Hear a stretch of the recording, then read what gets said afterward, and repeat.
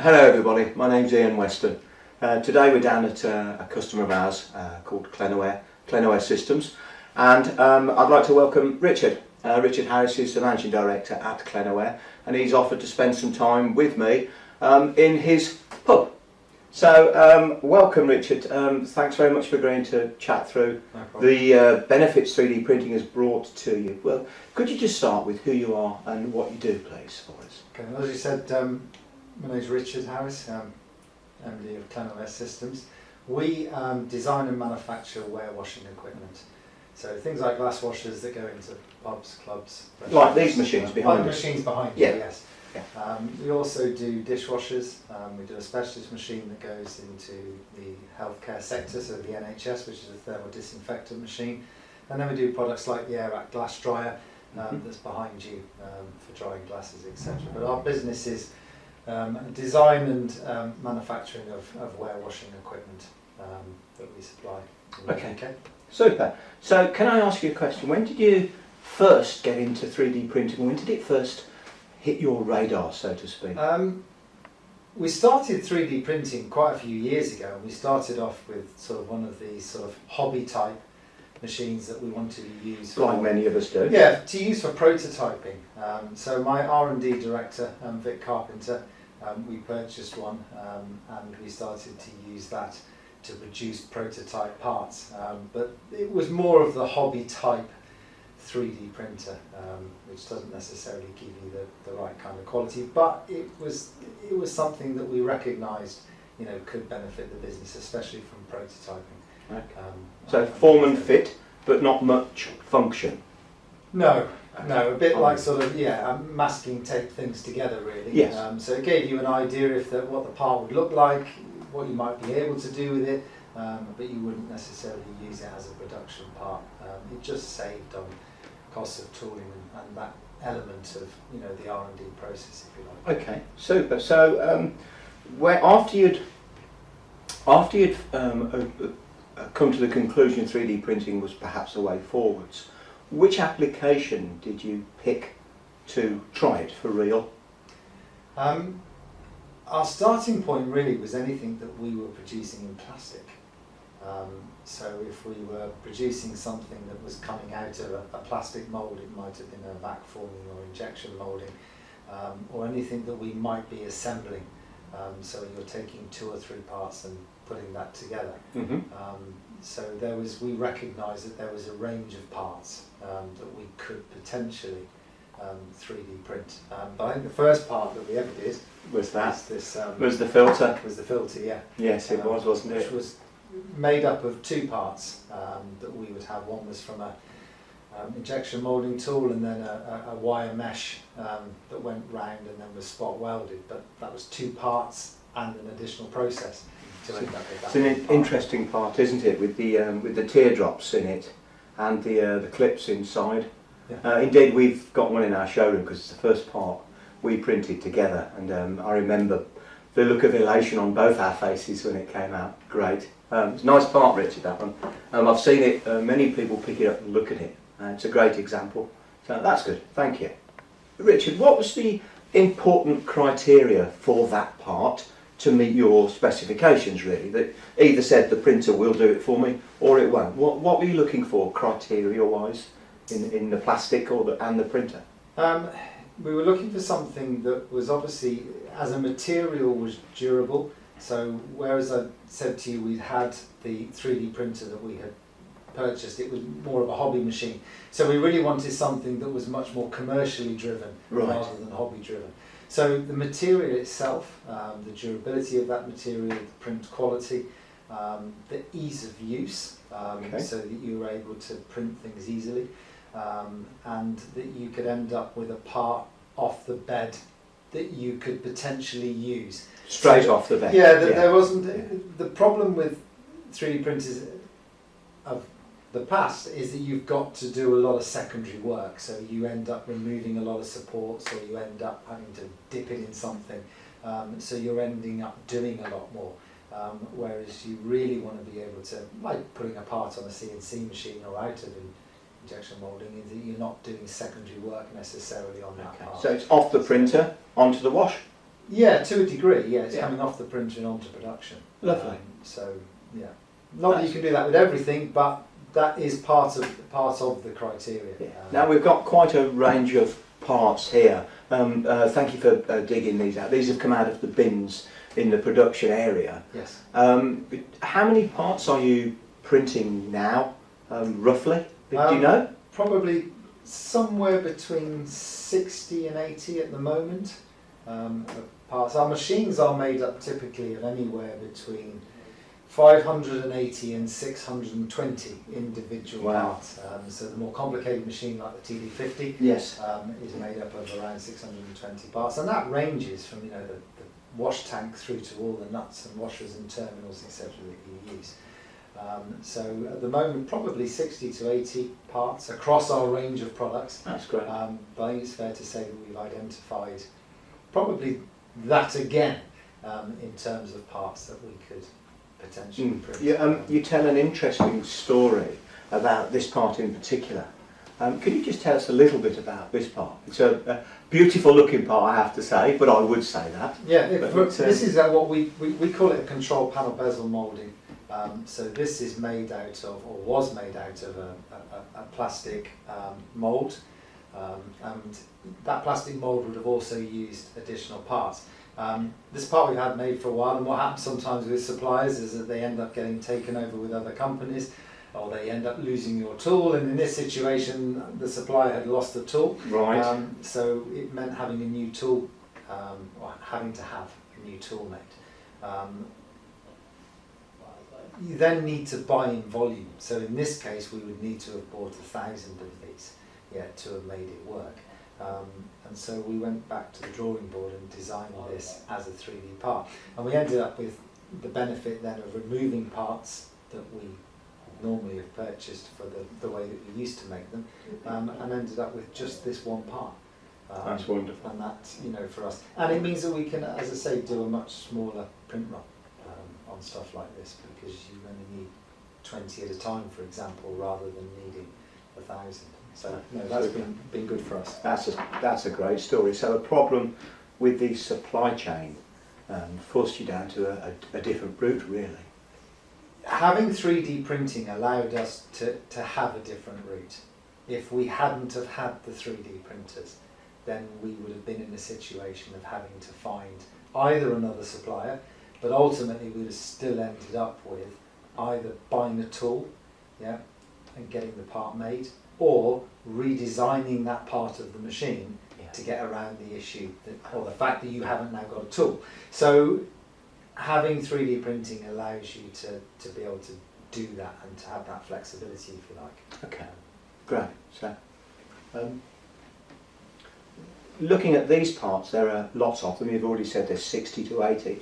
How did you justify the purchase of the printers? Was it a gut feel, or was it a sit down with a spreadsheet and do the calculations to work it all out? How did you go about saying that's the right decision financially as well as technically?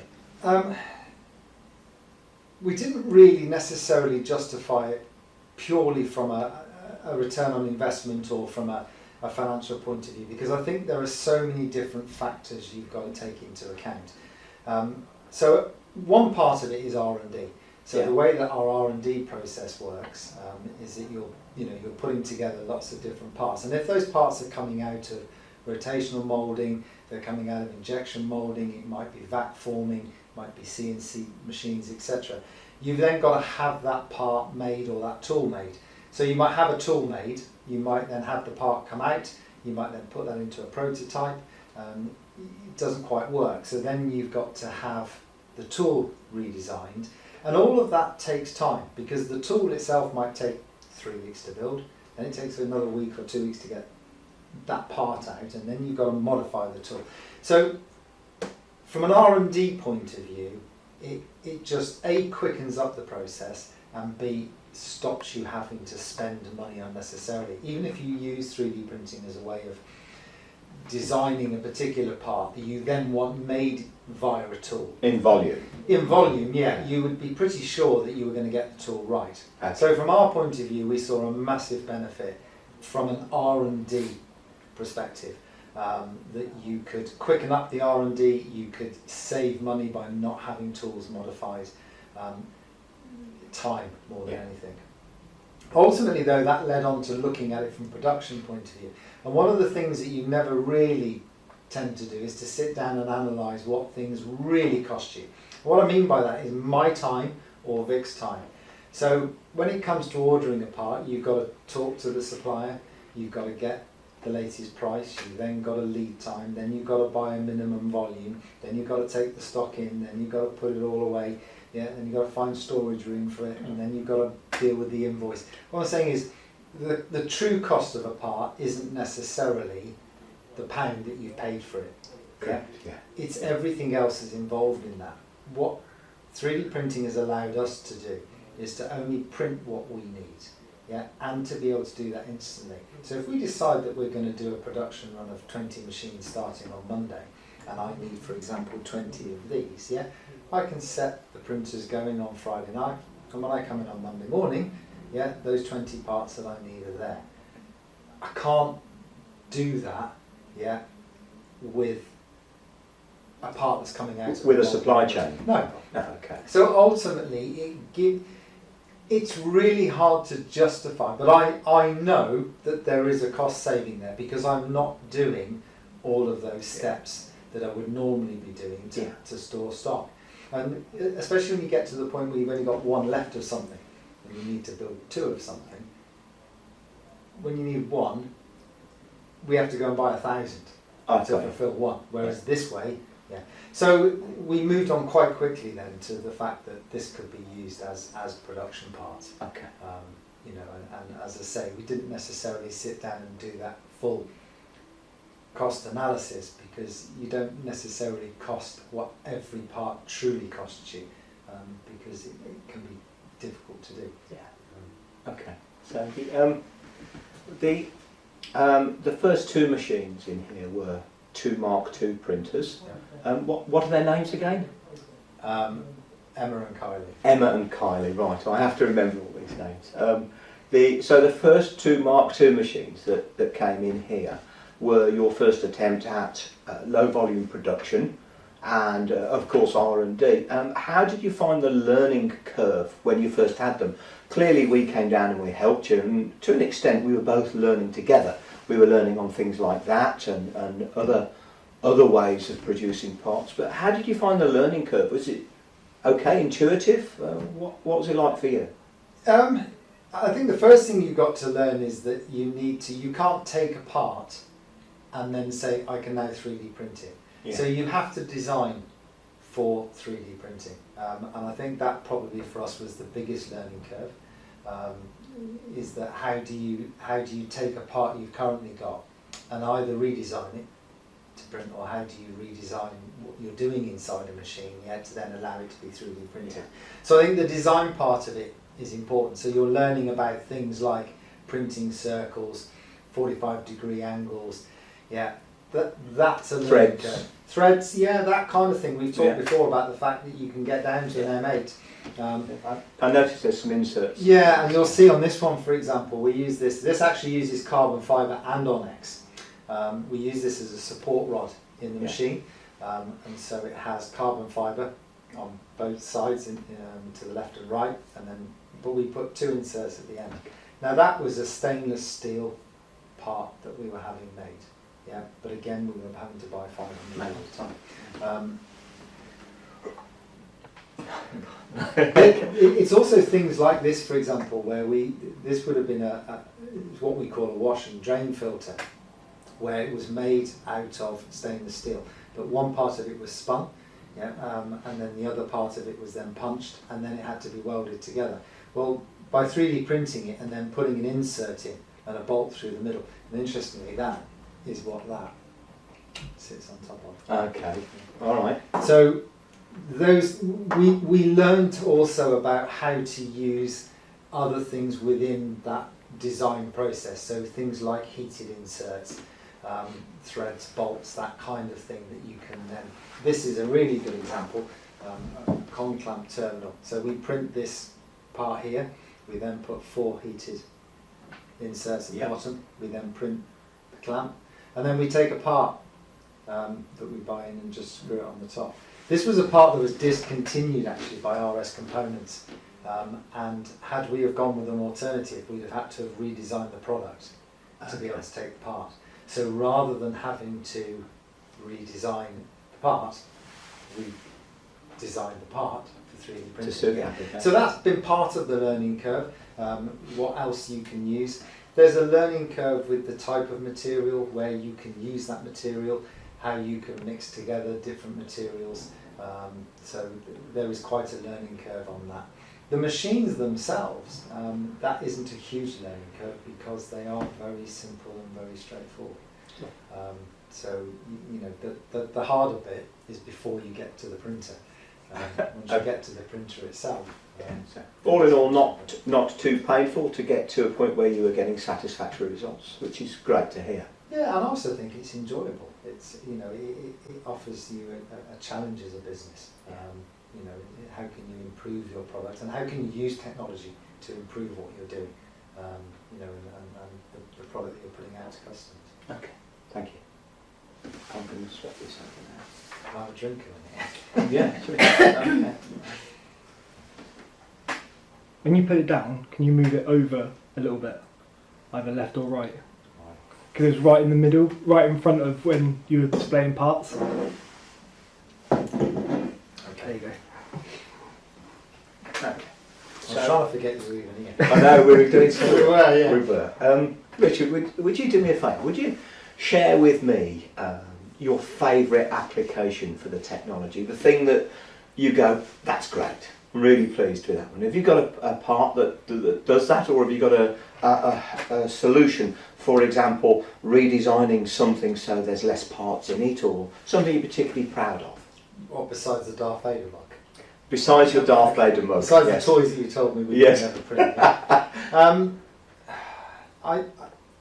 There's probably so many, but I mean, one of them probably would be this, for example, which is a door lock assembly. Yeah. Yeah, that we put together, and so by using a various amount of 3D printed parts, that's allowed us to put together something that we normally would have had made. And Right, as a bought-in as a assembly. assembly, but we're able to do it ourselves.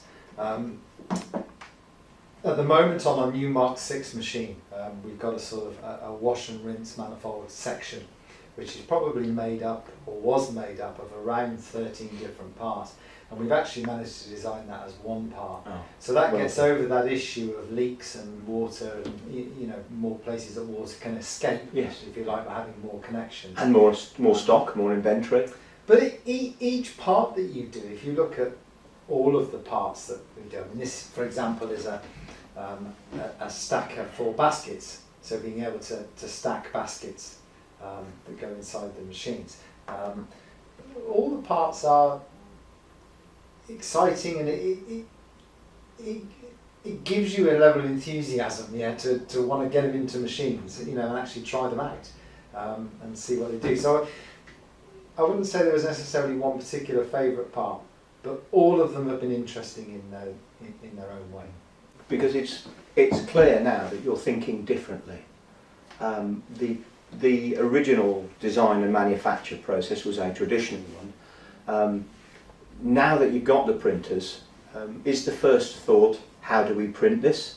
Our starting point now is, can we print it? Yeah. And if we can't print it, why can't we print it? And how do we fix it? And how do we fix that? We accept that there are some things that you can't print. Yeah. But our starting point really is, okay, what could we do to actually be able to print this, and then test and perform, Right. you know, test the performance of that in the machine. Yeah. And have there been any unexpected benefits, some byproducts that you thought, well, I never thought that would happen to us, but it's great news that it has? Is there anything? I know that your stock levels can be a lot lower, so you've got more cash in the business to do all sorts of things with. But is there anything else that's been a byproduct? I think the main benefit really has been the speed at which we've been able to deal with R&D. So yeah. You know, we just redesigned our Airac blast dryer, and I think I was explaining to you that 75% of the parts in that are 3D printed. what would have taken us probably 18 months, 2 years to develop, we did inside 6 months. Oh, well done. Because it's that speed of being able to prototype.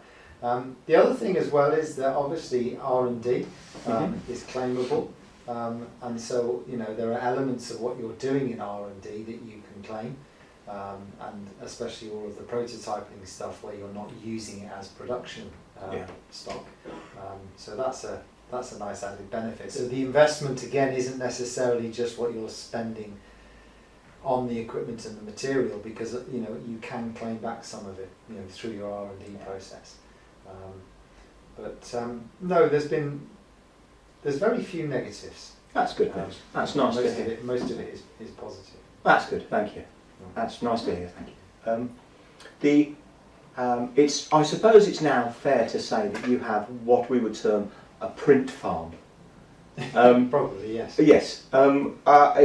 It's been quite exponential, the growth in the printers from when we first met. And the two ladies turned up, the two Mark IIs, we put them on there and they started printing. How many have you got now? So we've got 11 in total. Right. So we've got 10 desktops, and then we've got one X3. The industrial, the X3, yes. Yeah. And can you remember all their names? I'm not going to ask you. I'm not going to ask you. Not all of them, no. So I think it would be quite topical at the moment with what's been going on in the world a little while back, with the breakdown in people's supply chains because of factories closing back in March and April with the COVID that hit the world. It's been very interesting watching how you've adapted to print lower volumes and avoid going out to a supply chain, which must have been really important to you. Is that one of the benefits you've got of the print farm now? Or is it just a volume thing now? No, I think the reason we've got so many printers is that we're printing so many parts. Right. So if you want to do a production run of, I don't know, as we talked about, 20 control panel bezel mouldings, I can do that in one run. Right. You understand what I mean? Within 12 hours I can have all 20 done. If you've only got one printer, yes, then so you're paralleling. Yeah, yes, it's taking more time. It's also the volume of parts that we're doing and being able to make sure that all of those are available. But also you can dedicate, sometimes some of the machines will just be working on prototyping and R&D. Sometimes they'll be working on production parts. It gives you flexibility, to be able to get things off quickly. Because ultimately 3D printing still takes a while. Yes. For something to print.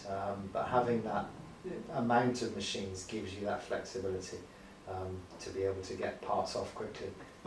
And produce only what you need when you need it. And that really is, is the big, and especially when you're talking about something like COVID, where manufacturers all of our suppliers weren't necessarily open, or they were struggling to supply, or we didn't want to spend money on holding stock, because any stock I've got is ultimately cash tied up in the business. Whereas 3D printing, allows you not to tie that cash up in the business. It allows you to print what you need when you need it. It's an on demand. That's great stuff. That's great. Yeah. The printers are clearly important to you, and you've chosen to put the printers on success plans, which is the 3-year program we have of parts and maintenance cover. And you've also chosen to work with us on servicing them on a regular basis. How have you found that arrangement? Great, but also at the same time you have to have it. I mean, you can either treat 3D printers as a kind of hobby, or you can treat it as an integral part of your production and your overall sort of manufacturing process. And like any other piece of equipment we have, from a forklift to the lifts that are in the factory, if you don't look after equipment and service it properly, then ultimately it will let you down and it will go wrong. And if we're suddenly relying on, if we're saying, okay, I want a 3D print because I don't want to rely on ABC Limited to give me those parts, if I don't look after those printers, then they're not going to serve me, and that defeats the whole object of what we're trying to do.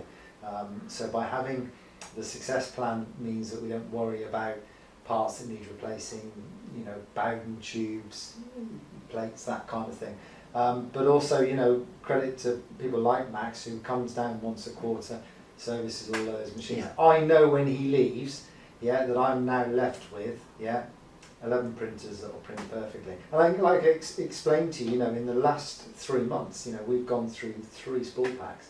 You know, So we've gone that's through 30 odd 30 spools of Onyx. spools of Onyx. Been banging the stuff you know, out there. So, you know, at that point, this kind of equipment needs looking after, and I think it's, you don't make that investment in the equipment to then not look after it. No. So for us, that was a really important part of, you know, in purchasing the products. That's great. Thank you. Personally, I've really enjoyed the chat with you. I've enjoyed my beer, and Yes. thanks for hosting me. I've got a final question, and it's going to ask you to look into your crystal ball and tell me what you think the future holds for Clenaware with additive. Where do you see it going, and how would you like it to develop? We'd like it to develop into more products and more parts. Yeah. We are very keen on the metal aspect. Okay. Of what the Markforged systems do. So for us, moving into metal printing, I think, is a natural next step eventually. The more that we can design for 3D printing, I think the more control we have as a business. I currently have over 90 suppliers. Yeah. Now, although 75% of what is in our machines is made to our design, so it's coming out of our own tooling or our own design, I'm still reliant on a lot of suppliers, you know, to get us those parts made. And it's a lot of checks to write. Yeah, because you can't do everything yourself. You can't do all of the rotational moulding and all the back forming and all the metal bending and all of that in one place. So you're then reliant on other people. If I don't have one part, I can't build a machine. And if I can't build a machine, I can't sell a machine. So the more of that we are in control of, then the better our business will serve our customers ultimately. And I think 3D printing gives us that ability. You know. And also to service, you know, clients further afield. I think we've spoken about, you know, we have distributors in Ireland and other countries, you know, and wouldn't it be great if, you know, we could give them a 3D printer and print from here to them. Yeah, and when they order parts, yeah, you know, they come in the next morning and those parts are there available to them on the print down. That'd be great, wouldn't it? You know, that's the way the world's going. It's going to be not only new product, not only R&D, but spares is a huge justification. Not having to keep an inventory, a physical inventory of 10 different variants, but keeping a digital inventory of all those variants and printing them in situ, on demand, and I think we're going to see that as the world progresses. So, yeah, great stuff, Richard. Thank you. It's been really great seeing you. Cheers, and thank you very much. And cheers. Cheers.